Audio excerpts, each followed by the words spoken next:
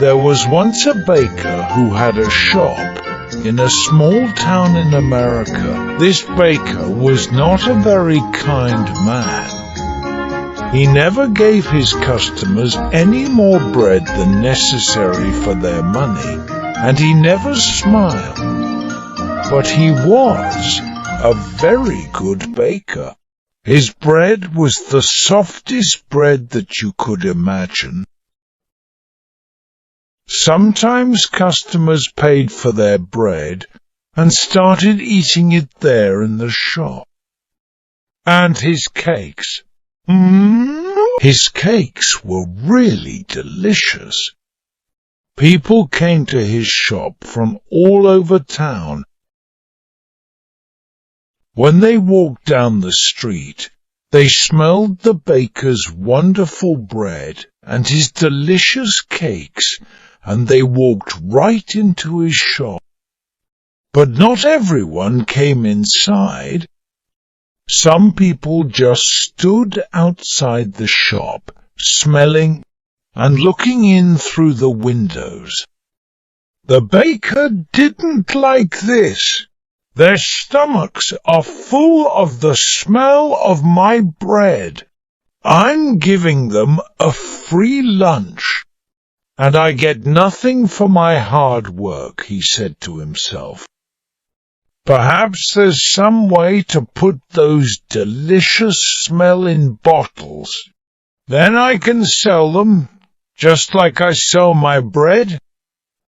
One winter morning, very early, the baker was in his shop, making bread.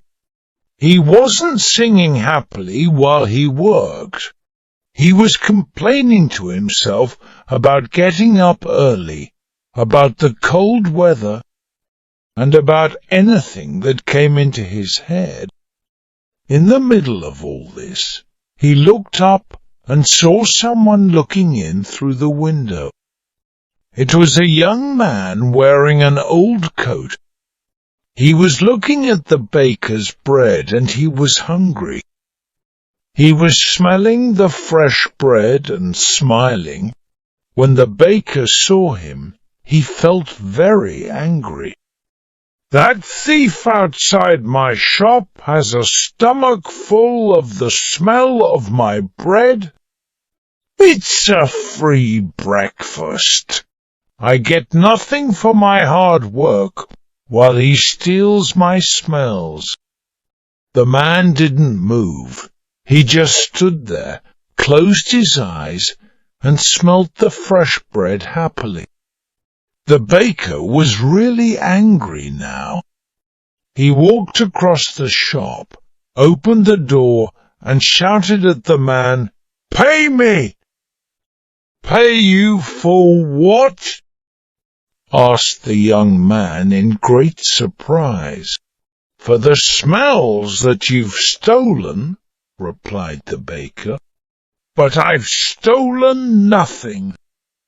I'm only smelling the air." "Air is free," said the hungry young man. "It's not free when it's full of the smells from my shop," replied the baker. "Pay me now, or I'll call the police." When the young man didn't pay, the baker took him by the coat and pulled him through the snow to the judge's house. He knocked on the door. After a long time, the judge opened the door in his night clothes. He looked at the baker and the hungry young man standing outside in the street. It was 6 o'clock in the morning. What could be so important so early in the day? "This man is a thief. He stole the smells from my shop," said the baker. The judge was surprised, but all he said was, "Come in and tell me your story. But first give me time to dress myself." He went back into the house. After a few minutes he came back and he took them inside. They all sat down together round a large table. "All right, tell me everything." "Baker, you start," said the judge. He listened quietly. First the baker told him all about the hungry man who stole all his smells. The judge went on listening. Then the young man told him that air was free and that any man could have as much as he wanted. When they finished telling their stories, the judge was silent for a few minutes. The baker started telling him again of how the other man took all his smells without paying. "Stop! Be quiet!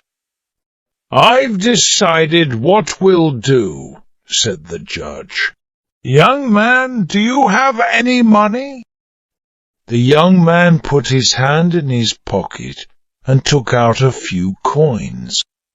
He showed them to the judge and said, "Sir, this is all the money that I have in the world." "Give those coins to me," said the judge. The young man put them into the judge's hand. "I've listened carefully to both your stories," began the judge.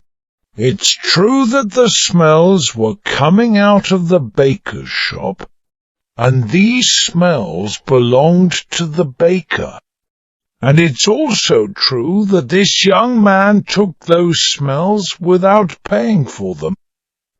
And so I say that the young man has to pay the baker for the smells that he took."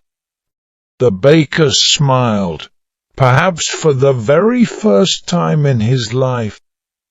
He held out his hand at once for the money. But the judge didn't give him the ass coins. "Baker, listen and listen carefully," he said. He shook the coins in his hands, and they clinked together. "That can pay for the smells," he said to the baker. "Give me my coins, sir," said the baker, not smiling any more. "No," said the judge. "I've decided that the sound of money is the best way to pay for the smell of bread."